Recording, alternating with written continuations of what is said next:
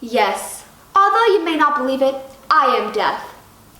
In my time, I led many a soul away and watched many a person lead his life before joining me beyond. I came across a particular family whom I found extremely entertaining.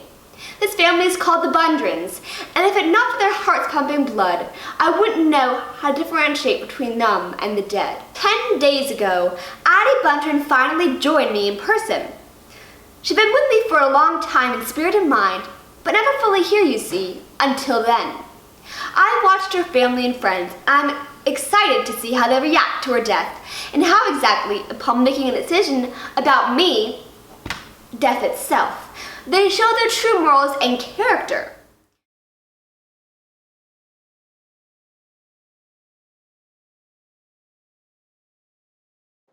As the patriarch of the Bundrin family, Ance is fully invested in both himself and his reward. Sometimes I wonder why we keep at it. It's because there is a reward for us above, where they can't take their autos and such. Every man will be equal there. Ance believes that he will go to heaven when he dies, and does not even consider hell as a possibility. Convinced that he will be rewarded by God in the afterlife, he does not feel the need to work hard or attempt to be moral when he's alive. Ance gets his sons to do all the work on the farm. He even goes as far as to exploit his children and take their money to buy a new set of teeth.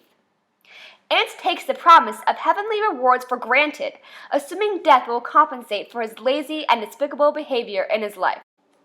Much like Ance, Cora also seems to live based on the promise of her reward in the afterlife. But she wanted to go. It was her own wish to lie among her own people. Then why didn't she go alive? Not one of them would have stopped her, with even that little one almost old enough now to be selfish and stone-hearted like the rest of them.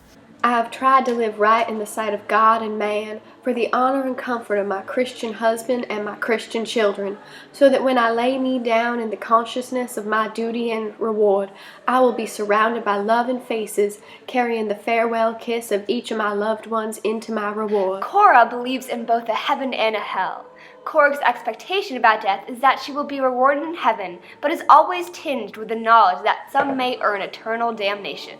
Since she believes in the possibility of hell, she puts in an effort to be moral, unlike Ance.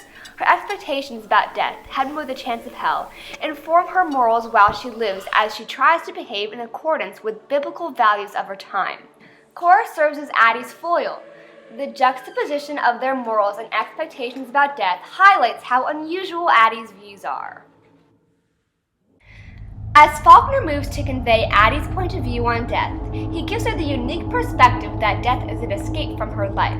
While living, Addie feels this uncontrollable downward slide of her life, and for this reason, death is never a scary place, as anything would be better than the dreadful life she bears. In death, she finally comes alive, breaking free of the metaphorical chains that have trapped her all her life. I remember when my father used to say, Addie, the reason for living is to get ready to stay dead a long time.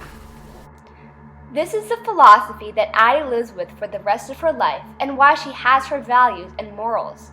Faulkner expresses these morals through her affair with Whitfield. By directly having an affair with Whitfield, it means two different things.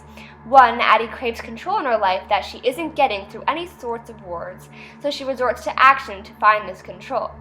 And two, words such as sin and hell that scare people like Cora do not scare Addie. My daily life is an acknowledgement and an expiation of my sin.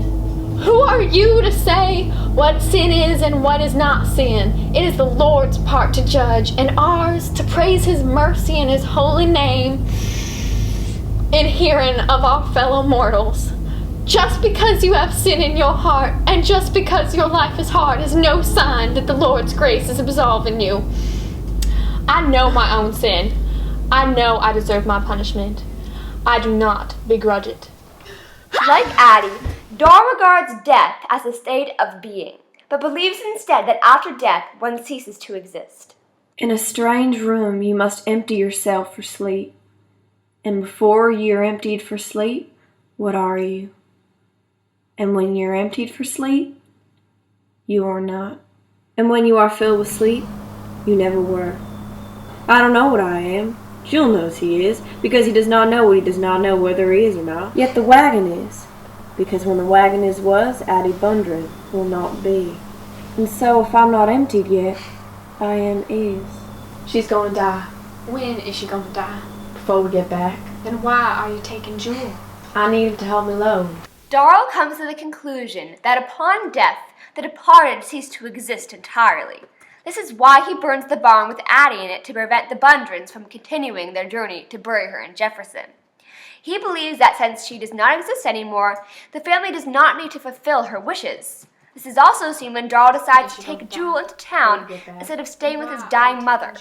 Darrell is Faulkner's omniscient perspective in the novel, and through Darrell, Faulkner presents the theory that there is no universal perception on death. The different lenses through which mortality is viewed cause variations in how people define moral behavior. Let me leave you with this.